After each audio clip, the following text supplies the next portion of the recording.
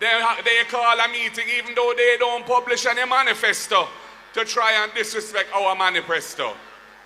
All talking about is artificial intelligence write that manifesto. Well, I can tell you how that manifesto was written. We had a series of retreats of the shadow cabinet, and all of our spokespersons had to present what they would like to see as the policies of the party in government. And we looked at all of what they brought forth, and those that made sense and were achievable, we have included them in our manifesto. The speeches that I have made and that Julian Robinson have made in the budget debates, those ideas have been distilled and put in our manifesto. And I personally edited the manifesto a week ago to make sure that everything in it was something I felt comfortable with. So there's no artificial intelligence in that manifesto. It's real intelligence in the manifesto. And there's the rub. It was real intelligence, he said, that went into the creation of the manifesto. But what was missing? What was missing from this manifesto and how it came about? The people. Notice what he said. He said that it was the spokespersons who got together in retreats and they came up with what they would like to see in the manifesto. There was no consultation with anybody in agriculture. There was no farmer that was involved, no taximen who were involved, no teachers were involved. They didn't ask the nurses and the doctors and the police. They simply sit down and make decisions for these people that is going to cost an estimated $90 billion in taxes. It has to come from taxes. If it's a fixed cost on the budget, there must be a fixed source of revenue. Otherwise, you're going to create mayhem for the national budget, and we are going straight back to where we're coming from.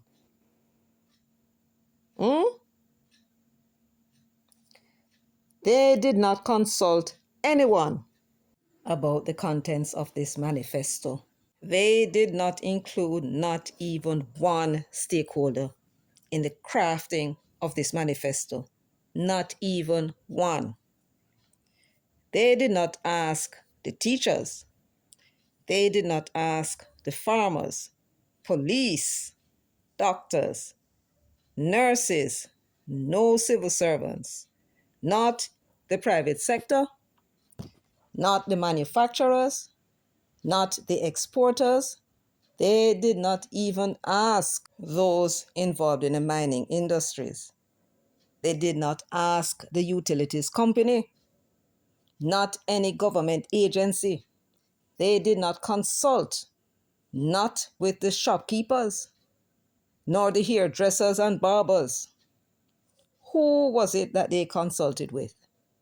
Not the taximen for sure, nor the bus drivers, not the transport owners. They did not include these critical stakeholders in the crafting of this manifesto. Not even one. That's what he's telling us. They didn't think they should ask the market vendors, not the higglers and peddlers. They saw no reason to include the workers of this country, not those in the hotel and hospitality industry, the financial institutions such as banks, credit unions, building societies, cambio operators. None of these persons were consulted. None of them was included as stakeholders in this manifesto. It was just him and his spokespersons. And after they drafted this manifesto, he went and edited it and took out the things that he was not comfortable with. This was not a manifesto that included anybody in the society. That's what he's telling us. When they were putting the manifesto together, they did not ask the BPOs for their input. They never asked the security guards, the various associations, like the Association of Household Helpers. They never asked them. Clearly, they are not important. Small Business Association, not them. What about the Transport Operators Association? Not even one of them were consulted. Not even one. No entertainer, no church, no sports personalities, none. It was just Mark Golding, Peter Bunting, Dayton Campbell, Angela Brown Burke, Ian Hales, Richard Azan, Wavell Hines, Electric Breast, Nikisha Burchell, twice convicted criminals, and all manner of deviants, a bunch of misfits if there ever were ones. It was they who held retreats to determine what they say is critical to improve our lives. And the icing on that cake for me was Mark Golding by himself edit out what he is not comfortable with. It is no wonder the tones of both Damian Crawford and Julian Robinson sounded as they do when you listen to them as they spoke with Nationwide News Network. It seems to me that they were clearly uncomfortable about what they proposed to remove and what they were told to say what the funding of the programs were. That is my view, right? Because it was Mark Golding who edited what the spokesperson said that they believe are winning topics, because it is his comforts that counts and not the interests of the people. This is definitely not the way in which the PNP, nor the JLP for that matter, goes about their affairs. They consult with stakeholders. And because this manifesto was crafted by them, this is why they are receiving this significant pushback. First from the teachers, and then even their very own Ralston Hyman seem to have been very annoyed by the proposal to increase the income tax threshold to $3.5 million. He's asking them to say how they intend to fund it. The Labour Party made their own proposals to reduce the income tax from 25% to 15%. Again, Ralston Hyman asked them how they intend to fund it. And I expect we'll hear that in due course.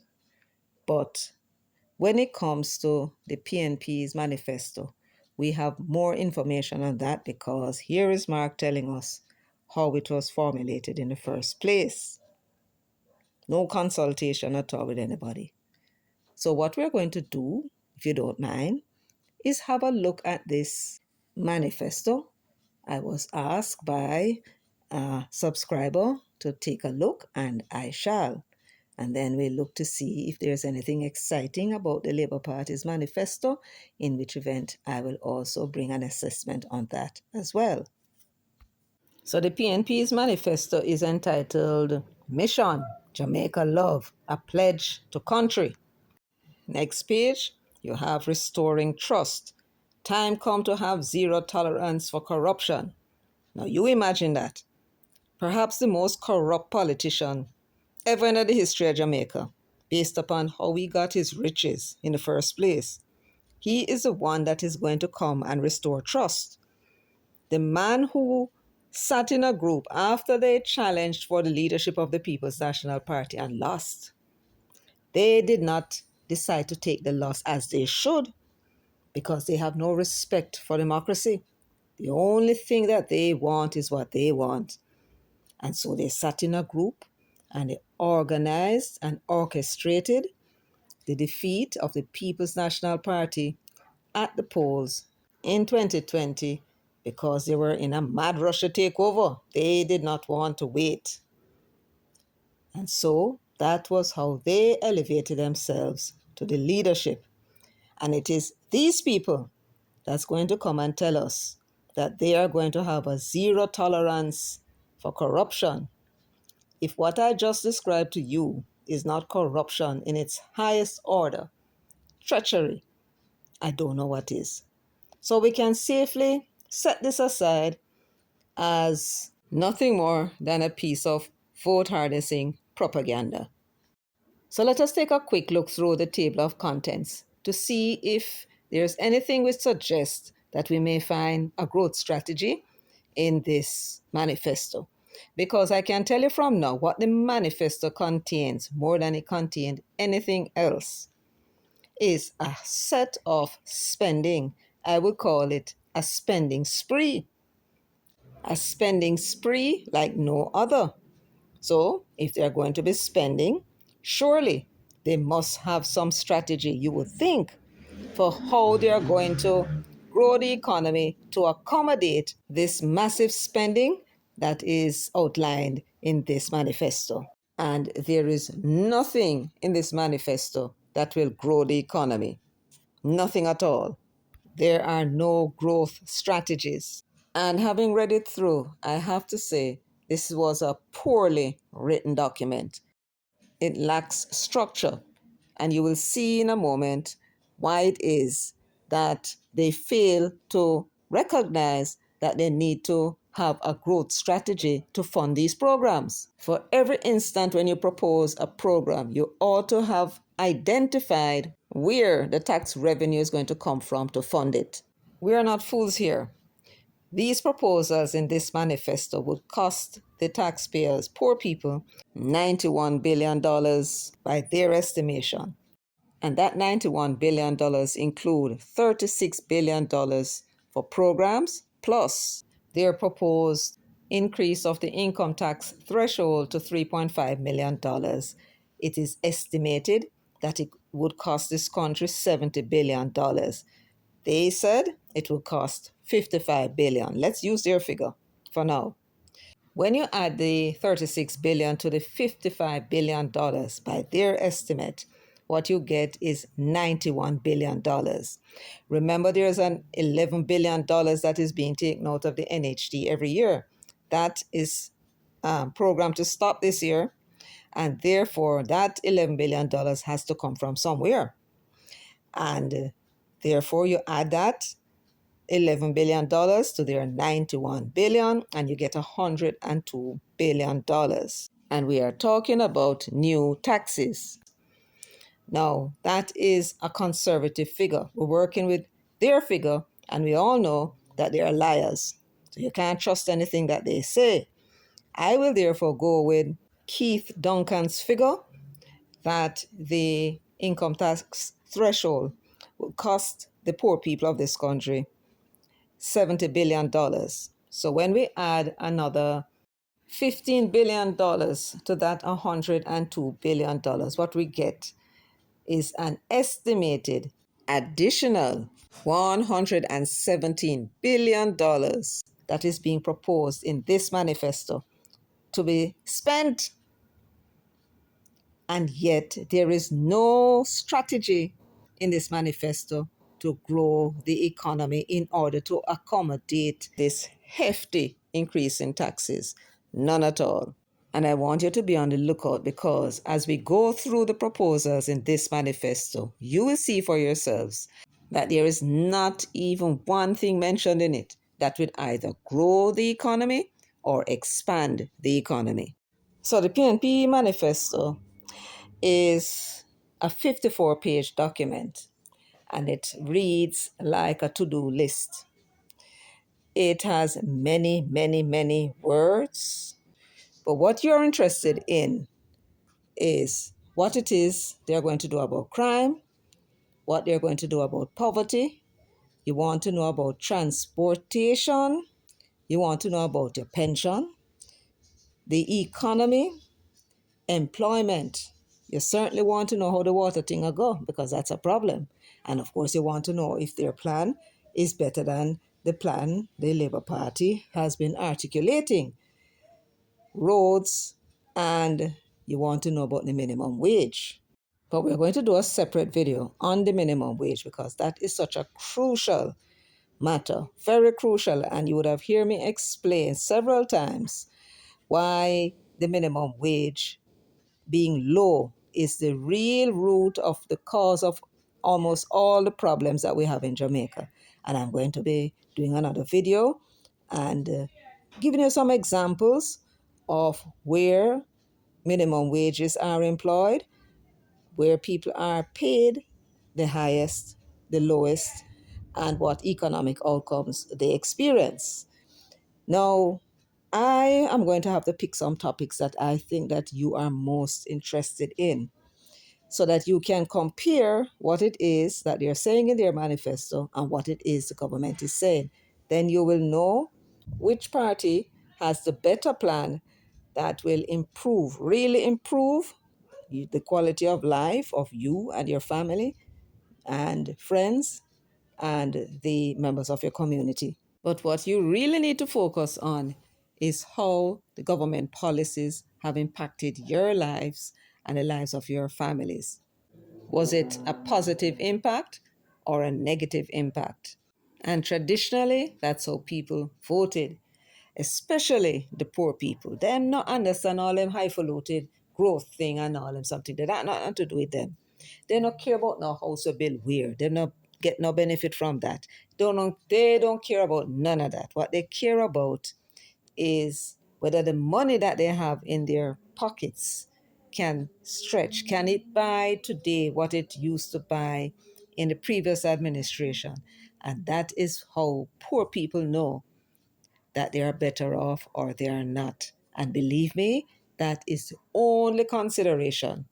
That currency that you hold in your hand, the Jamaican dollar, that Jamaican dollar is what determines whether you are better off today or worse. If it can buy less than it used to buy many years ago, then of course you're worse off. If, on the other hand, you find that with the increase in income, despite the fact that prices are going up, if you're able to do more with the monies that you have in your hand than you used to in the previous administration, then you are better off. What then are you going to do? That's up to you to decide. But the voters will usually vote for what is in their own best interest. And that is usually the best way to vote. So, they have here now an introduction. You want to know what is in this manifesto for the things that you care about. And I'm going to tell you now, there is no specifics. You have mention of crime. Let me see how many times. At least 10 times it's mentioned in this document. Poverty is mentioned 5 times. Listed as to do, no specifics whatsoever as to how they're going to go about it. In other words, so words. Transformation is mentioned 18 times. But you know what is strange? When this document began, there is no mention whatsoever of a vision. How can you produce a document and you have not begun the document with a vision, an overarching vision? Instead, what you have is a scattering of the word vision all over the document, 14 times. Vision this and vision for that, but there's no overarching vision. And this is the reason why the document is so messy. There is no overall vision that they have for this country. They have never displayed any in 5 years. And despite the fact that we've been speaking about it, they have not displayed any. And they have come now to produce a manifesto with nothing about an overall vision that they have for this country. So because of that, they forgot to put in there a growth strategy. Instead, what you have is a slapdash to-do list. There is absolutely no strategy for crime. They outlined the problem of crime, of course. And in this instance, they spoke about focused enforcement on a small number of individuals and locations that drive most of the violent crime in Jamaica. That was a policy that was being pursued by Peter Bunting when he was Minister of National Security. And it failed. It succeeded 1 year to bring down the murder rates by 16%. And after that, the murder rates went up. The Labour Party took over and it went up. And it's only in the past 3 years that it has come down. So they are talking about reintroducing a failed strategy.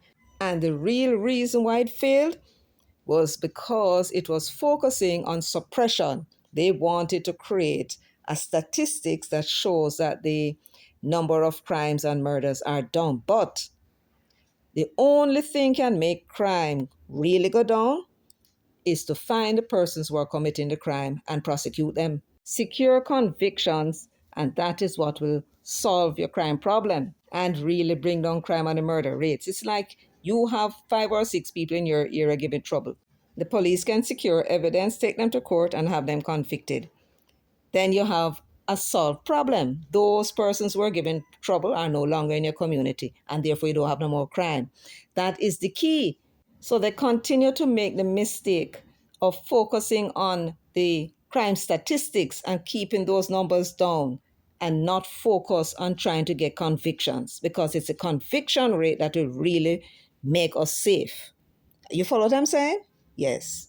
They clearly have not been paying any attention, because if they were listening to Wholeness, they would have seen that he's talking about things, specific things that's going to be done in the next term. When it comes to the economy, they're saying here that a modern economy, so they're going to build a modern economy, and it requires a strong and reliable foundation of energy, transport, water, and communication systems. I don't think we have such a big problem with communication systems. I think Flow and Digicel are doing quite well. But certainly we have a water problem. Transport, I think, is more or less solved in most places. And the energy, of course, is a big problem. Now, they're saying here that Jamaica's development depends on our ability to upgrade these essential services to meet the demands of our people, support economic growth, and build resilience to climate change. So, what are they saying here? They seem to be of the view that the energy, for certain, having a reliable energy supply at a competitive rate compared to the other countries, particularly our trading partners, we need to have energy such as electricity being produced at a competitive rate. We can be producing it at 30 cents per kilowatt hour, while they are producing it at 15 and 9 cents per kilowatt hour for their productive sector. It's not going to work. We can't compete on that basis. They have identified transport as well, water, of course, and the communication systems. As far as I'm concerned, our communication systems are built out. For a modern economy to thrive, you need far more than these, of course. But they have selected these 3 or 4 areas that they believe we need to focus on. So now that they have identified the issues that they said is required for a modern economy, what then do they say they're going to do about it? The PNP will lead this transformation with bold planning, targeted investment, and a commitment to equity and sustainability. Now, what the hell does all that mean? No specifics, just a bunch of words. And what this is telling me, without them pointing out what it is specifically they would do, is that none of what you're seeing here will ever happen, because they have no plan, no specific plan to bring about anything that they say here, and therefore no plan at all could possibly exist. You follow what I'm saying? Yes. Now, having said that as a background, they now put out an approach. Every Jamaican household has access to clean water by 2030. Create a national map of water insecure communities and publish a public delivery plan with clear timelines and milestones. Invest in new pipelines, pumps, and storage tanks. Prioritize climate resilient rural water systems. Expand public access to potable water, audit and upgrade leaking infrastructure to reduce to 40% piped water, introduce tiered pricing and subsidies to protect the most vulnerable. Now, isn't this what is happening now? I do believe that these are the things that are happening now with the Water Commission. They did not even identify one community that they are referring to. You follow what I'm saying? And this now is a difficulty that I have with this. It's just a bunch of words put together in a manifesto, but there are no plans. And there are no plans because there was no vision articulated. And that is the reason why this manifesto is so poorly structured and articulated. No Jamaican can pick up this manifesto and look at it and say, okay, so what's going to happen now for my community? Right? What's going to happen now for the economy? There are no specifics. So they'll get nothing from it. For those persons who are pensioners, you'll be very interesting to know what it is that the PNP has in store for you.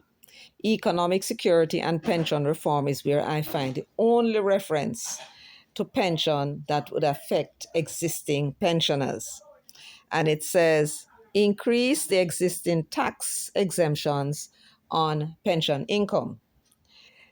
No mention of any increase to your pensions, no strategy for increasing your pensions is mentioned anywhere. Pensions is mentioned 5 times in the manifesto. You have 2 mentions here. Then they talk about pension for the hotel workers, and they also talk about pension for the policemen. And what they're talking about is increasing the retirement age from 60 to 65 and adjusting the law so that they are not affected. Your pension is not affected if they choose to retire earlier. That's all that is saying.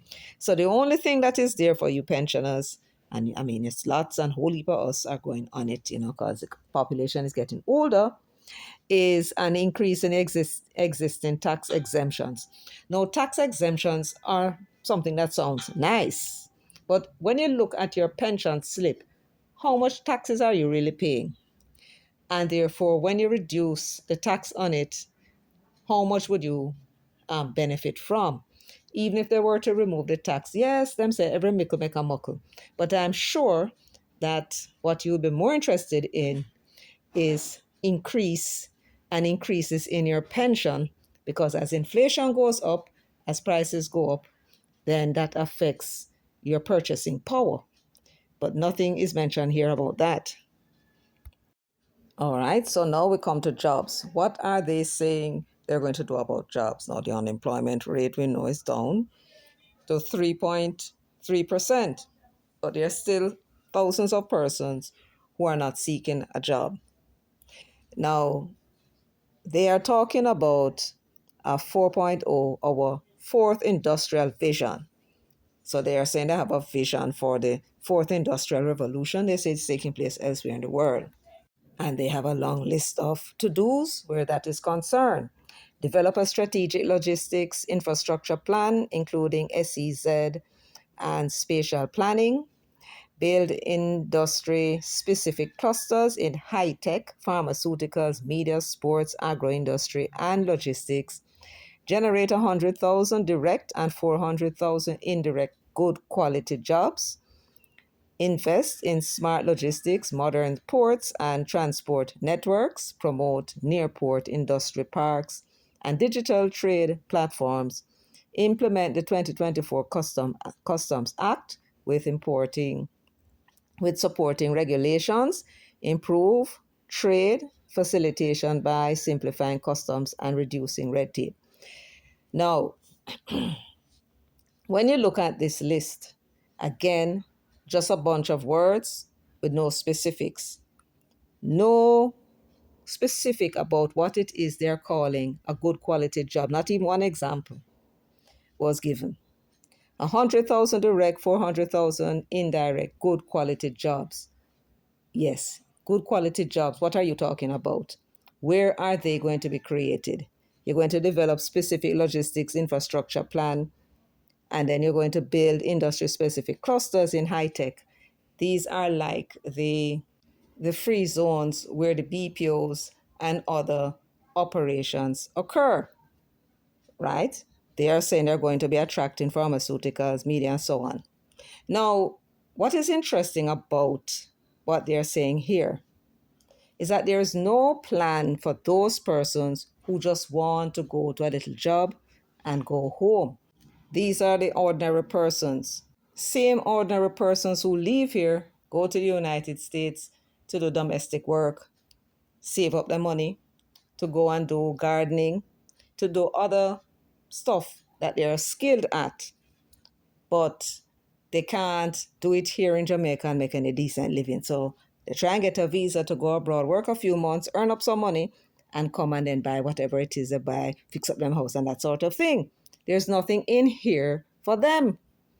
They're speaking about a specific group of people who go to university, go to tertiary institutions, and get these high degrees, professional qualifications, and so on. There are three main groups of people you find in an economy. Those are the ordinary people that just want to do ordinary work, qualified to do ordinary work, have no interest in doing anything else other than what they are skilled at doing. And then you have the other set of people who are artisans, and then you have the professionals. That's three groups. The artisans and the professionals, they are among the highest paid because once you have a skill that you can go out and market, you're good. Those persons who are doing ordinary work like gardening, landscaping, and domestic work, being babysitters, hairdressers, those persons are not being catered to in the manifesto. And those are the majority in any society. But these are what they say that they believe is required in the economy. It's in the manifesto, but there are no specifics about anything. And that to me is problematic. Now, of course, you want to know what are going on with your roads. So here they're recognizing that the efficient transport system is essential. According to them, for access, equity, commerce, and mobility, Jamaica must end the isolation of rural and underserved communities with a connected, maintained, and modern road network. So, how are they going to go about it? According to them, they have listed several things like rehabilitate and maintain roads, prioritizing interior roads, community roads, and farm roads. They are going to prioritize interior roads, community roads, and farm roads. Somehow that doesn't sound right. I should expect that the priority would be on the main roads. That's what I would expect. And when you fix them and fix them good, then you can focus on the interior roads. But that's what they said. Their priority, they say, is with the interior roads. And they expect you to believe that. So essentially, everything that is listed here is what the government does whenever it is that they're in power. There are about three different authorities that deals with the road. You have the National Works Agency, they deal with the main road. The parish councils, you have parish councils road, and then you have another authority that deals with the farm roads. They did not mention any major road works, any new projects, any bypass of anywhere or anything like that. So we are to assume that they're not into nothing like that. They simply are going to do whatever it is that these agencies do year in and year out.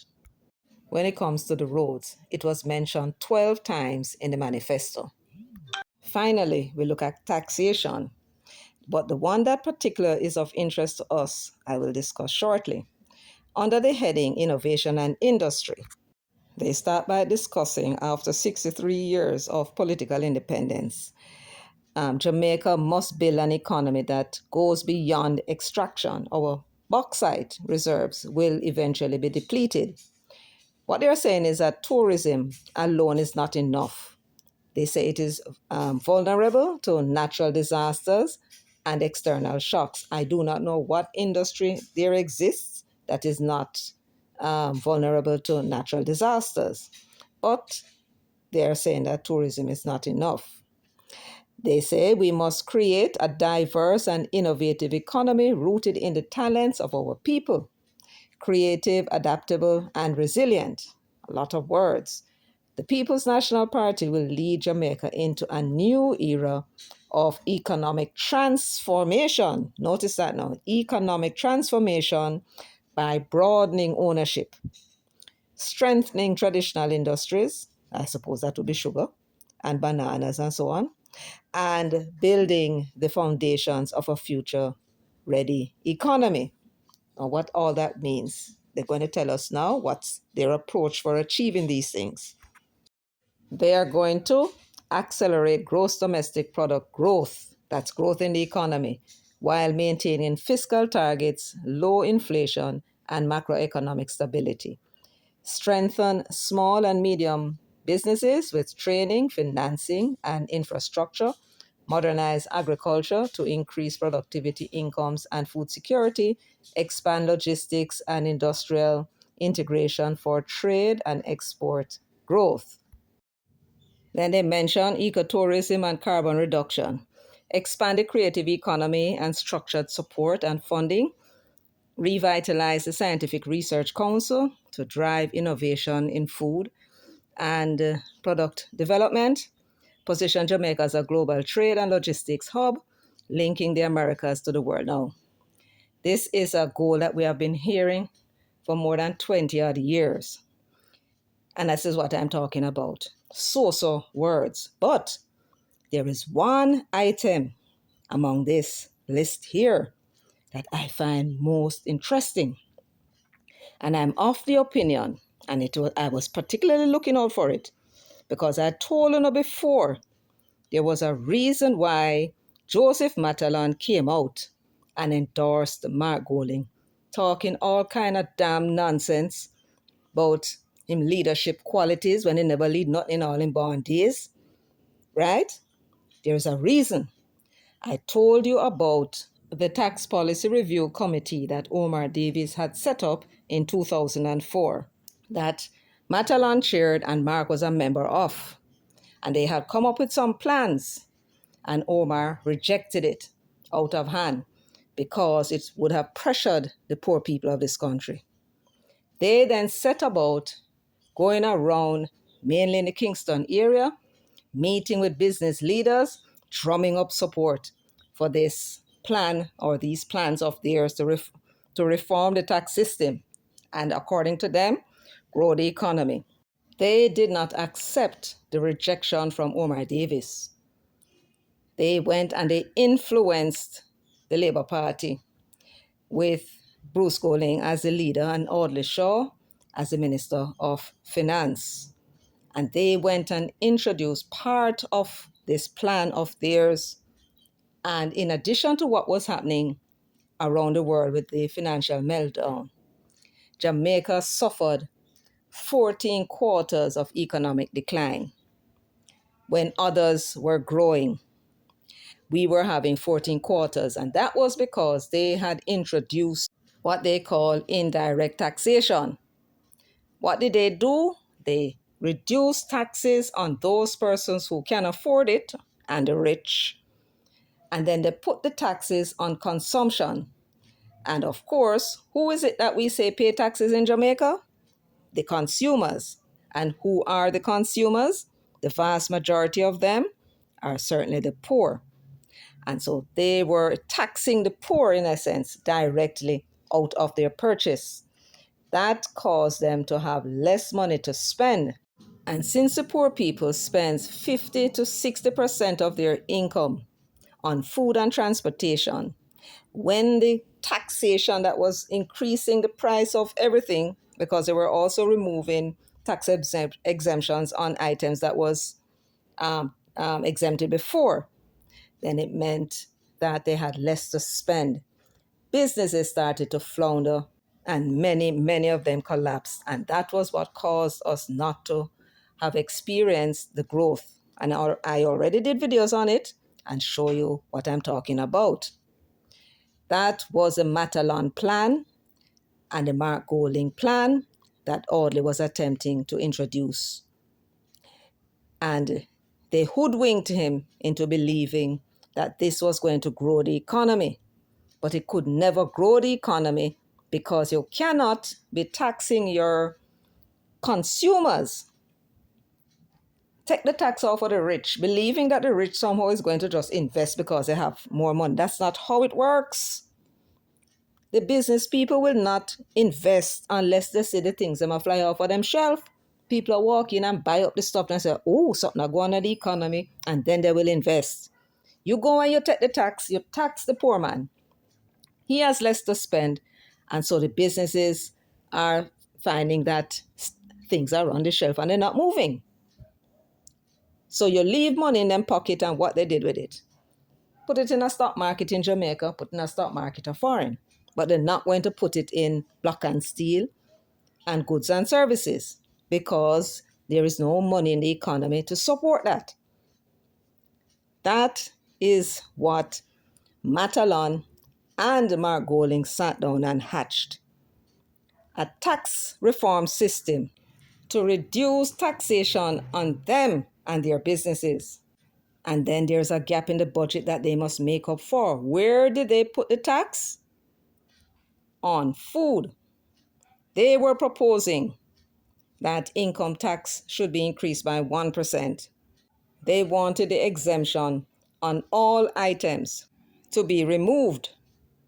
That means that everything now would have GCT on it, including food and everything that is exempt now. That is what they were proposing. They wanted Omar Davis to impose GCT on fuel.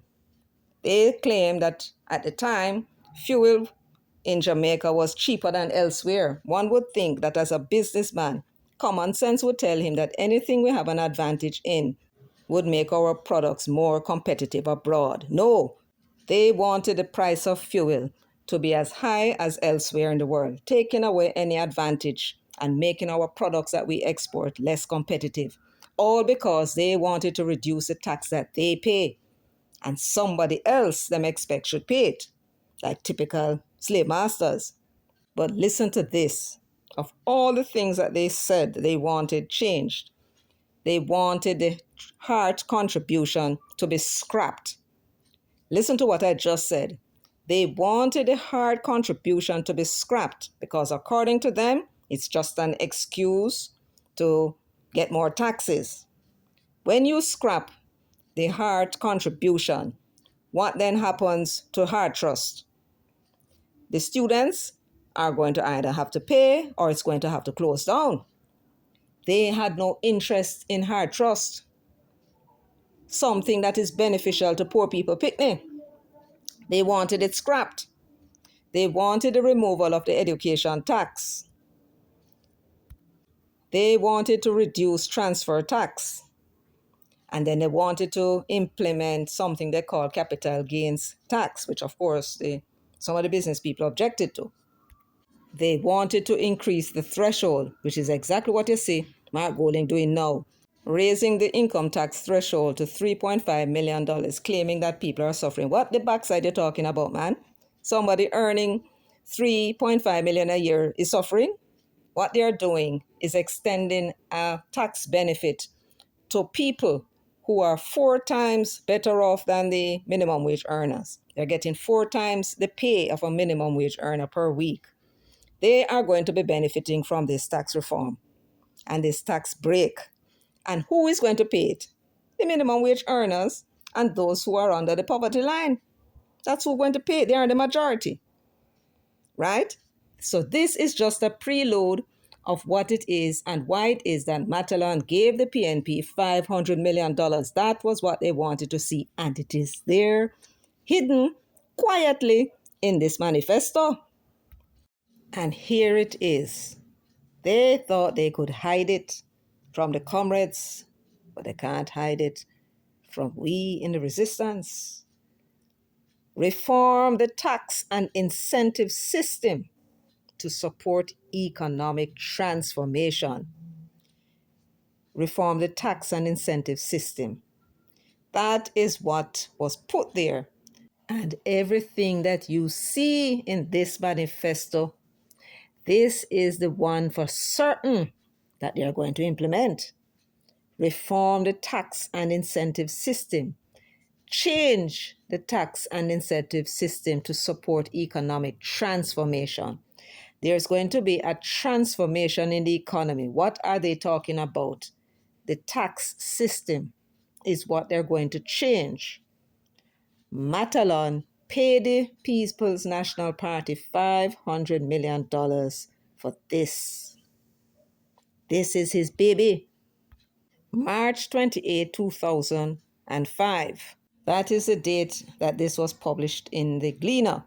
Matalon defends tax proposals. And there is where you'll find the evidence of what it is I'm talking about. in the Gleaner archives. Let me leave it here for now. I thank you all for joining me and for sharing, liking, and subscribing, and leaving your comments in the comments section. Until next time, take very good care of yourselves and walk good. They call a meeting even though they don't publish any manifesto to try and disrespect our manifesto. All talking about is artificial intelligence, write that manifesto. Well, I can tell you how that manifesto was written. We had a series of retreats of the shadow cabinet, and all of our spokespersons had to present what they would like to see as the policies of the party in government. And we looked at all of what they brought forth, and those that made sense and were achievable, we have included them in our manifesto. The speeches that I have made and that Julian Robinson have made in the budget debates, those ideas have been distilled and put in our manifesto.